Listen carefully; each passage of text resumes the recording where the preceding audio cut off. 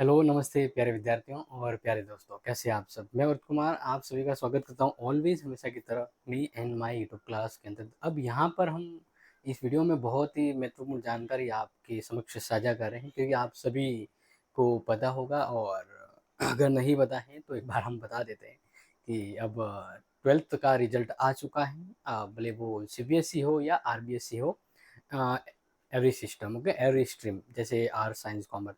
तो अब हमारे जो न्यू स्टूडेंट है उनकी कॉलेज लाइफ को लेकर ये एक छोटा सा हेल्पफुल वीडियो है जो उनको यूजफुल रहेगा, क्योंकि हम यहाँ पर कवर करने वाले हैं कि अब उन्हें कॉलेज की ओर बढ़ना है। तो पूरी डिटेल हम एक शॉर्ट वीडियो के अंतर्गत आपके समक्ष रखने वाले हैं कि क्या रहेगी प्रवेश प्रक्रिया, फीस क्या होगी, डॉक्यूमेंट, विशेष कॉलेज, कॉलेज लाइफ, एवरीथिंग। जो छोटे छोटे डाउट्स हैं वो क्लियर करने वाले हैं। वैसे आप सभी को पता होगा, ये एकमात्र इकलौता यहाँ पर हेल्पफुल चैनल जो है वो आपके कॉलेज कंटेंट जो है, यानी टीचिंग रिलेटेड जो भी है वो सब कुछ अवेलेबल करवाता है।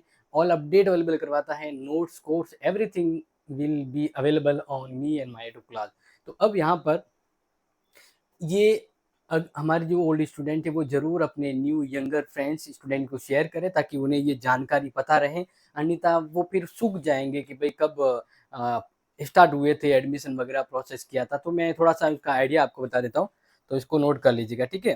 तो देखिए, सबसे पहले बात करते हैं पहला स्टेप, प्रवेश प्रक्रिया। देखो, प्रवेश प्रक्रिया यानी जैसे अभी रिजल्ट आ चुका है, तो रिजल्ट आने के बाद जितनी भी जो कॉलेज होती है ना, यहाँ पर हम बात करें तो जितनी भी कॉलेज होती है उन कॉलेज के ऊपर कॉलेज की nodal agency, nodal agency nodal agency है जिसका नाम है कॉलेज आयुक्तालय, कॉलेज आयुक्तालय जयपुर, ठीक है ना। यानी जितनी भी राजस्थान में कॉलेज हैं उन सभी की जो हेड है वो है कॉलेज आयुक्तालय जयपुर। तो इनके द्वारा समय समय पर हर प्रकार की जो कॉलेज की एक्टिविटी है, मोस्ट ऑफ उनकी गाइडलाइन जारी की जाती है, ठीक है ना। बाकी एग्जाम वगैरह तो वो तो यूनिवर्सिटी के ऊपर डिपेंड करता है, बट जो मेन कॉमन जो होती है गतिविधियां, जैसे अब बात करते हैं प्रवेश प्रक्रिया को लेकर। प्रवेश प्रक्रिया, तो प्रवेश प्रक्रिया की जानकारी, प्रवेश प्रक्रिया की जो जानकारी है वो जानकारी भी किसके द्वारा जारी की जाती है, इनके द्वारा। तो अब यहाँ पर मैं आपको ये बता देता हूँ, पॉइंट नोट कर लीजिएगा, क्योंकि सबसे पहले आयुक्तालय ये नोटिस जारी करेगा कि सभी कॉलेज हैं वो अपने ऑनलाइन पोर्टल के जरिए स्टूडेंट का एडमिशन प्रोसेस शुरू कर दें। तो इसके लिए क्या होगा, जून में प्रवेश फॉर्म शुरू होंगे, जून में प्रवेश फॉर्म शुरू होंगे। अब वो डेट फर्स्ट सेकंड वीक जो भी है वो आ जाएगी, आपको हम कंफर्मली बता देंगे। तो जून महीने में प्रवेश फॉर्म की प्रक्रिया शुरू होगी, ये ध्यान रखना। अब यहाँ पर एक चीज ध्यान रखना कि ये जो प्रवेश प्रक्रिया है वो रेगुलर वालों के लिए होगी। किनके लिए होगी? रेगुलर वालों के लिए होगी। अगर कोई कह रहा है कि हमें भी ये प्राइवेट करना है तो उनके तो सिर्फ एग्जाम फॉर्म भरना होता है, और वो डिले होता है, मतलब नवंबर दिसंबर के आसपास। बट ये रेगुलर वालों के लिए। अब यहाँ पर क्या होगा कि प्रवेश प्रक्रिया में आपको मैं यहाँ बता देता हूँ कि वो एक डेट देंगे कि भाई मान लीजिए कि उदाहरण ले लूँ कि 7 जून से लेकर 15 जून के बीच आपको पूरा प्रोसेस बताया जाएगा कि इन 7 दिनों में आपको फॉर्म भरना है।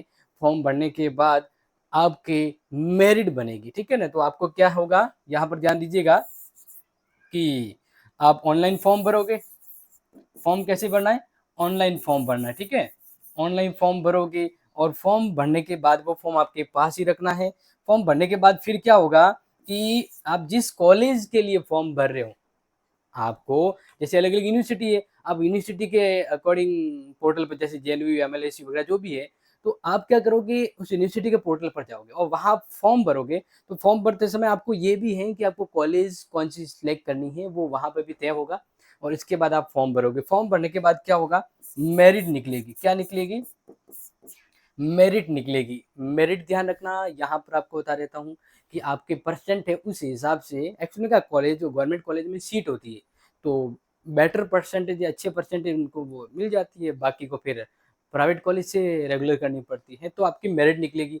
अब मेरिट निकलने के बाद यूनिवर्सिटी अपने जो कॉलेज है उनको वापस कहेगी आपको क्या करना, लिस्ट जारी करनी है। क्या करना है, लिस्ट डिक्लेयर करेंगे, लिस्ट डिक्लेयर करेंगे, ध्यान रखना। अब लिस्ट डिक्लेयर में आपकी लिस्ट आ सकती है, फर्स्ट लिस्ट आएगी, फर्स्ट लिस्ट में कैंडिडेट को बुलाया जाएगा डॉक्यूमेंट वेरिफिकेशन के लिए, यानी आप डॉक्यूमेंट लाए अपना एडमिशन है वो पुख्ता कर ले। अब उसमें मान लीजिए खाली रह जाती है कोई सीटें, तो सेकंड लिस्ट निकलेगी। क्या निकलेगी, सेकंड लिस्ट निकलेगी, ठीक है। ये ध्यान रखना, मेरिट के बाद स्टूडेंट को फिर कहा जाएगा कि अब आपको अपना एडमिशन है वो पक्का करवाना है, तो कॉलेज में डॉक्यूमेंट जमा करवाइए। तो मेरिट निकलने के बाद आपसे क्या मांगेंगे, आपके डॉक्यूमेंट मांगे जाएंगे। क्या मांगे जाएंगे, डॉक्यूमेंट मांगे जाएंगे, ठीक है ना। ये सामान्य जानकारी। अब आपने डॉक्यूमेंट सबमिट करवा दिए हैं, तो फिर फाइनली आपको वहां पर वापस पोर्टल पर जाकर आपको क्या करनी पड़ेगी, पोर्टल पर जाकर आपको फीस जमा करवानी पड़ेगी। क्या जमा करवानी पड़ेगी, फीस,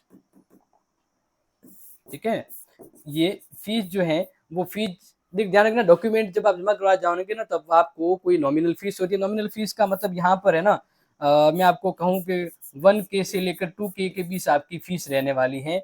आपको इस कॉलेज में फीस के साथ अपने डॉक्यूमेंट जमा करवाने होंगे। अब इसमें ध्यान रखना कि कोई प्रोसेस ऊपर नीचे भी हो सकता है, लेकिन ऑलमोस्ट तो यही प्रोसेस रहेगा। इसके बाद नेक्स्ट आपको उस प्रवेश प्रक्रिया में कहा जाएगा कि जुलाई से आपकी पढ़ाई स्टार्ट हो जाएगी। जुलाई से फिर क्या होगा, आपको वो जो कैलेंडर देंगे ना, उस कैलेंडर में जुलाई से स्टार्ट हो जाएगी आपकी स्टडी। ये आपको उसमें डिटेल लिख दी जाएगी। अब इसमें मान लीजिए अगर डेट आगे बढ़ती है तो वो थोड़ा फर्क तो सब में पड़ेगा, ठीक है। तो ये कुछ स्टेप जो है आपको प्रवेश प्रक्रिया के दौरान बता दिए। अब सेकंड पॉइंट को कवर करते हैं कि फीस कितनी होगी। देखो वैसे तो मैंने आपको बता दिया है, लेकिन फिर भी एक फीस बता देता हूँ। एक तो आप कॉलेज में प्रवेश लेते हैं, तो प्रवेश आप करोगे उससे पहले एक आप क्या करोगे, ऑनलाइन फॉर्म भरोगे। ऑनलाइन फॉर्म भरोगे तो ऑनलाइन फॉर्म भरने की आपकी जो भी फीस होगी, ऑलमोस्ट अगर बात करें कोई 500 के आसपास फीस होती है, ठीक है ना। 500 के आसपास फीस होती है, ई मित्र वगैरह मिलाकर वो। फिर आपका मेरिट में वहाँ नंबर आ गया, तो इसके बाद आप फिर अपना एडमिशन क्या करोगे, कंफर्म करोगे। तो कंफर्म करने के बाद 1K से लेकर 2K के बीच आपको फीस जमा करवानी है। ये तो हो गया प्रवेश। इसके बाद जब एग्जाम आएंगे ना, उस समय आपको एग्जाम फॉर्म की फीस भरनी है। ये सब जगह आप गवर्नमेंट कॉलेज पढ़ रहे हो, रेगुलर पढ़ रहे हो, ये फीस तो आपके लगेगी। और ये फीस भी लगती है प्राइवेट या गवर्नमेंट कॉलेज में, ठीक है ना। अब प्राइवेट वालों की वो अलग से एक्स्ट्रा फीस होती है, ये थोड़ा ध्यान रख लीजिएगा। अब एग्जाम फीस की बात करें तो ध्यान रखना, आपके हर साल यानी प्रत्येक साल कितने सेमेस्टर होंगे, 2 सेमेस्टर होंगे। जैसे फर्स्ट सेमेस्टर, इसी तरह से सेकंड सेमेस्टर, ठीक है ना। ये क्या होगा, ये फर्स्ट और सेकंड सेमेस्टर आपके फर्स्ट ईयर के होंगे। क्या होंगे, फर्स्ट ईयर के। इसी तरह जब आप सेकंड ईयर में जाओगे तो सेकंड ईयर में जाने के बाद आपको थर्ड एंड फोर्थ सेमेस्टर के नाम से जाना जाएगा। एंड थर्ड ईयर में आओगे तब फिफ्थ एंड सिक्स सेमेस्टर। देखो अब हर साल आपको अपना एडमिशन रिन्यू करवाना पड़ेगा। आपने फर्स्ट ईयर कर दी, अब वापस गवर्नमेंट कॉलेज में पढ़े तो वहाँ रिन्यू करवाना पड़ेगा, यानी वापस वही आपको 1 से 2 हज़ार की फीस जमा करवानी पड़ती है। और अब मान लीजिए एग्जाम फॉर्म भरोगे तो एग्जाम फॉर्म की भी फीस होती है, और ये फीस होती है आपके 2K के लमसम होती है, पर सेमेस्टर आपको देनी पड़ेगी, ठीक है।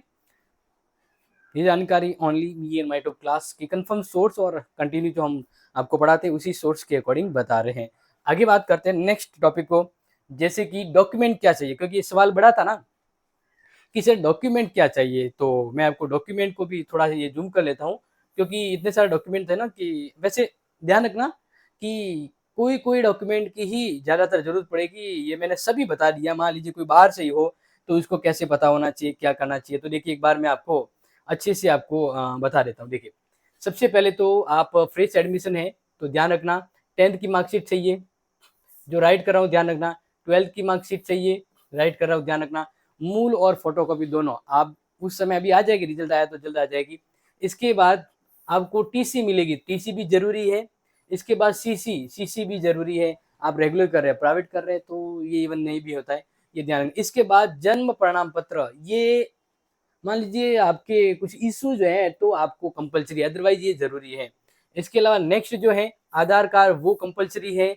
पासपोर्ट साइज फोटो, ये आपके कंपलसरी है। फिर जाति मूल प्रमाण पत्र, अगर आप गवर्नमेंट कॉलेज में एडमिशन ले रहे हो तो जाति और मूल जरूरी है, क्योंकि इसी के बेस पर आपको रिजर्वेशन मिलता है सीटों में। और आपके अगर अभी ये जाति मूल बढ़ा देते हो नए, तो इसका फायदा ये मिलेगा कि आपको स्कॉलरशिप फॉर्म भरने में दिक्कत नहीं होगी, ठीक है। इसके अलावा अगर आप मान लीजिए किसी जैसे बाहर महाराष्ट्र में कहीं दूसरी जगह से 12th किया है या ओपन से किया है, तो फिर आपको माइग्रेशन की जरूरत पड़ेगी। अभिभावक की फोटो, पहचान पत्र, ये कंपलसरी तो नहीं है लेकिन ठीक है, वो हो सकता है। अब इसके अलावा एक इम्पोर्टेंट है एबीसी आईडी। हो सकता है कि पहले तो एग्जाम फॉर्म के समय मांगते थे, लेकिन अब एबीसी आईडी पहले भी मांग सकते हैं। वैसे आपने 12th किया तो एबीसी आईडी तो बन गई होगी आपकी, चलो कोई दिक्कत वाली बात नहीं है। अगर आपका ईडब्ल्यूएस है तो ईडब्ल्यूएस सर्टिफिकेट है वो बना लीजिएगा। अल्पसंख्यक अगर आप आते हैं अल्पसंख्यक में तो वो बना दीजिएगा। इसके अलावा आप जब फॉर्म भरोगे तो बैंक डायरी जरूरी है। पैन कार्ड की वैसे कोई जरूरत नहीं है। इसके अलावा आप स्कॉलरशिप के लिए एलिजिबल होंगे तो आपको जन आधार की जरूरत पड़ेगी, ठीक है। अब देखो यहाँ ध्यान रखना, आप ऑनलाइन फॉर्म भरते हो ना, ऑनलाइन फॉर्म, उस समय आपको किसकी जरूरत पड़ेगी ऑनलाइन फॉर्म में?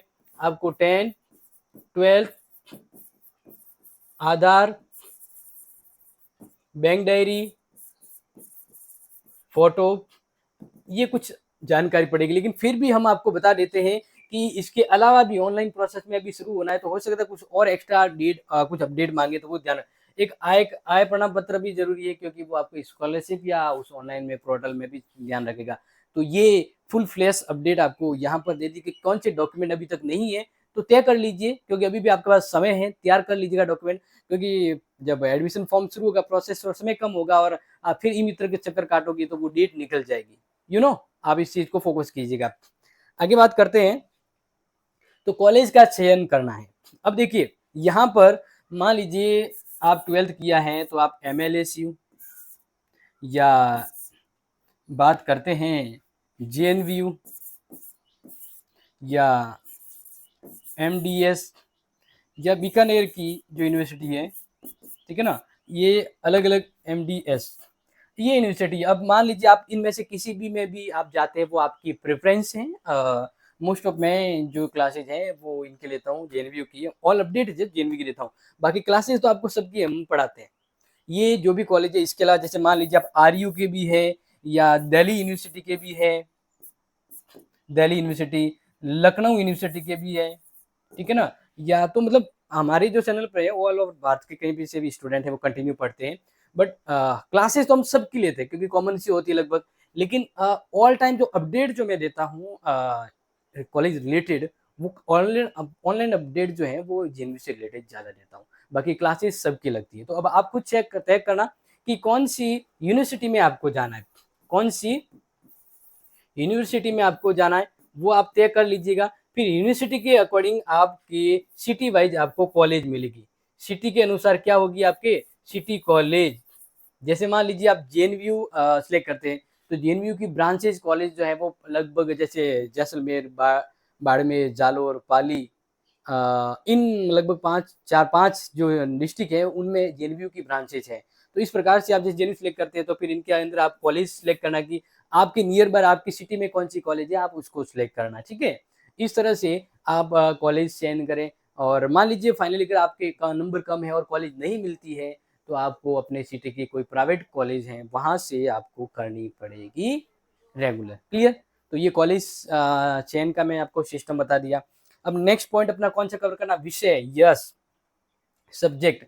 जैसे मान लीजिए अगर आप आर्ट्स से हैं, या आप साइंस से हैं, या कॉमर्स से हैं, ठीक है, या इसके अलावा और कोई आप मान लीजिए बीबीए, कोई भी और भी कोर्स करना चाहते हैं, तो कॉलेज में क्या होता है, कॉलेज में आपको 3 सब्जेक्ट होती है, 3 विषय जो होती है।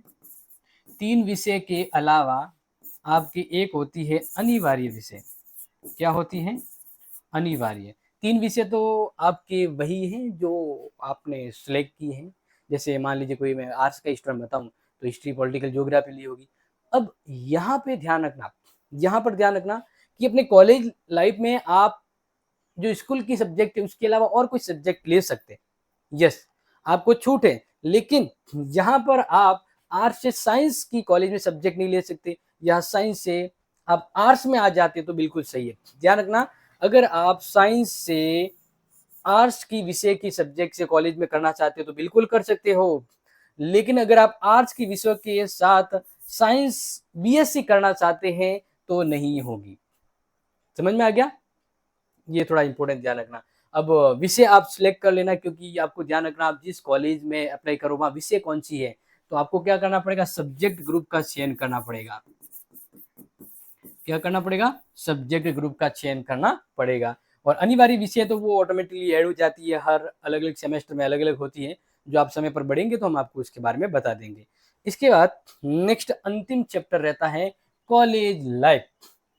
देखिए, जियो तो जिंदगी बेमिसाल है, और उसको अगर तरीके से जियो तो कुछ लक्ष्य भी बेमिसाल आप तय कर सकते हैं। कहने का मतलब है कि कॉलेज लाइफ ऐसी है जहां आप मौज भी कर सकते हैं और जहां आप अपने करियर को भी बना सकते हैं।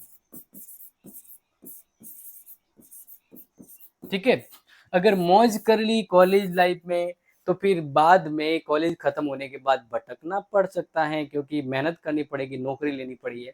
लेकिन अगर कॉलेज के साथ साथ अपना करियर की तैयारी करते हैं तो फिर कॉलेज बहुत बढ़िया है, क्योंकि कॉलेज के साथ आप प्रतियोगिता परीक्षा की तैयारी कर सकते हैं, प्रतियोगी परीक्षा की तैयारी कर सकते हैं। इसलिए तो मैं तो ये प्रेफरेंस करता हूँ कि कॉलेज करें तो करियर को भी साथ में ध्यान रखकर ही कॉलेज करें। सिर्फ मौज मस्ती के नहीं, हमारे तो देशा भर दुकान है पप्पा रहे तो बस मैं तो कॉलेज करें नहीं, मजा आती कॉलेज करूँ फिर देशा भर जाऊँ, तो कोई बात नहीं, वो आपका रास्ता तय आप खुद कर लीजिएगा। तो इस तरह से बाकी आपके कॉलेज की हर प्रकार की कॉलेज लाइफ में me and my tube class हमेशा हेल्प के लिए खड़ा रहेगा। ठीक है ना, ध्यान रखना, हमेशा हेल्प के लिए खड़ा रहेगा। भले आपकी स्टडी को लेकर कोई दुविधा हो तो me and my to class available है। आपकी कुछ भी गाइडेंस की जरूरत हो, किसकी जरूरत हो कुछ गाइड्स की, तो me and my to class available है। आपको अगर नोट्स की जरूरत है तो me and my to class available है। Me and my to class college life को बेहतर बनाने का उद्देश्य ही रखता है, क्योंकि इसकी टैगलाइन है कॉलेज का साथी। तो प्यारे विद्यार्थियों, ये पूरी की पूरी एक अच्छी डिटेल मैंने यहाँ पर आपको दी। कोई यंगर कोई न्यू स्टूडेंट है, वो अगर ये वीडियोस देख लेता है, समझ जाता है, तो वो कॉलेज की घबराहट वाली शुरुआत वाली स्थिति से रूबरू होकर कॉन्फिडेंस के साथ ये काम कर सकता है। तो हमारे जो नए पुराने स्टूडेंट है, प्लीज सभी को शेयर करना ये, क्योंकि ये जरूरी है, और समय निकाल कर जब हमने ये अपडेट दी है तो आप शेयर इसको जरूर करें। Thank you so much. हम इसी तरह से शानदार क्लास में पुनः आपसे मिलेंगे, तब तक के लिए जय हिंद, जय भारत।